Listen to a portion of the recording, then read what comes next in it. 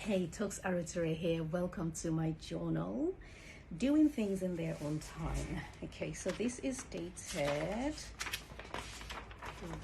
This is halfway into a particular day, the 6th of January 2022. So about a year ago, actually. January always has a lot of writing because of the inspiration that comes with the new year. You know, we're all into the whole new year, new me, new whatever. So here it goes. A couple of months ago, I spent over an hour annoyed at a former friend, I'm not saying the person's name, for something that she had said to my son.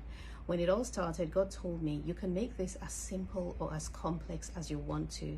You can shut it all down now. But I didn't. No batteries, come on. I didn't.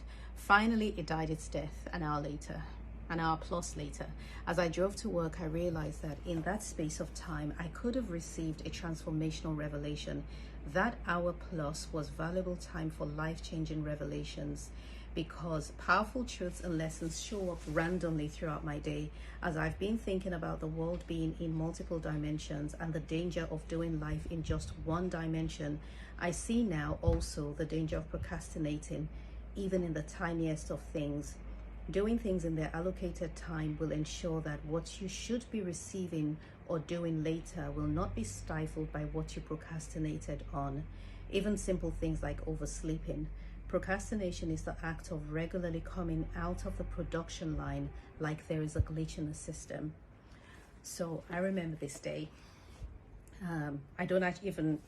This is actually me recalling something that had happened months earlier. And I remember the day that the thing that happened months earlier, my son said something to me about somebody in our life and said she said this to him. I was really upset because, you know, when there are people who just rub you off the wrong way, and this was one of the people. And I guess that I was looking for a justifiable reason to sort of put them in their place. And God said to me, you can make this as big or as small as you want to. You can squash it now, like you can literally just let it die, just let it go with the wind, or you can build it and make it a mansion. And guess what I did, guys? I built it. I didn't let it go. I didn't speak to the person concerned, but I called my husband and I ranted, and I called my friend and I ranted, and I thought about it. And the ranting was probably a total of 5-10 minutes at most. But it was the thinking about it, the meditating on it, the replaying the conversations in my head, the imagining what I would say if I were to confront this person, and all of that stuff. That's what took an hour and a half. And I drive to work.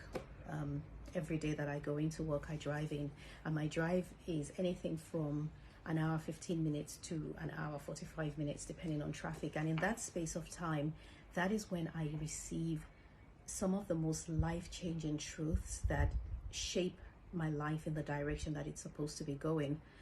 So my thinking when I was writing this was, here I am meditating on an offense that's neither here nor there. What if in that space, in that hour and a half, I was to receive a multi-million-pound business idea, for example? Or what if I was to get an understanding of something that has been bothering me, or clarity on something that I'm confused about? You know, what if I got a revelation that would change the trajectory of my life or the life of generations? Because that stuff does happen. But instead, that time was used to meditate on and stay angry over something that was neither here nor there.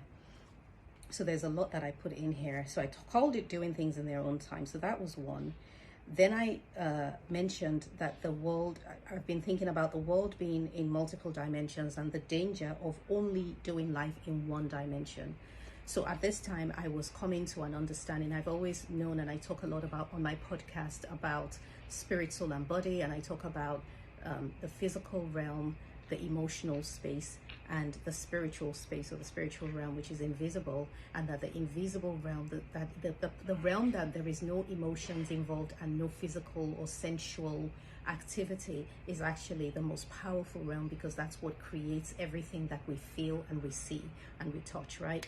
And so learning that and coming to having a head knowledge of that is one thing, but living your life as though you straddle all three dimensions, which means you're looking after the things in the physical and the things in the emotional, and you're also looking after the spiritual, and you're operating in all of these three realms as though they are really realms that you live in. I think it's a life changer, it's a game changer. And at the time I was writing this, I was coming into that realization. But at the same time, I mentioned procrastination, which is something that I have dealt with pretty much all my life.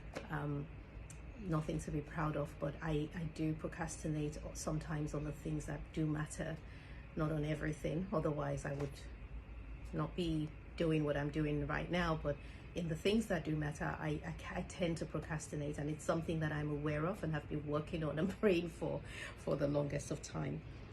But my thinking here was how an activity in one realm can set off a reaction in a different realm. So emotionally, I was upset and I was angry and everything. Meanwhile, stuff is being left to the side in the physical realm and in the spiritual realm because I'm so stuck in one space. And that was my thing, that the danger of procrastination does not just affect the one thing you were supposed to do that you didn't do, but it can have a snowball effect on other areas of your life. If I had chosen not to meditate on the offense and the hurt that I was feeling, I think in that space of time, I could have been receiving direction and instruction for something else that would affect my physical space. I hope I have not confused you.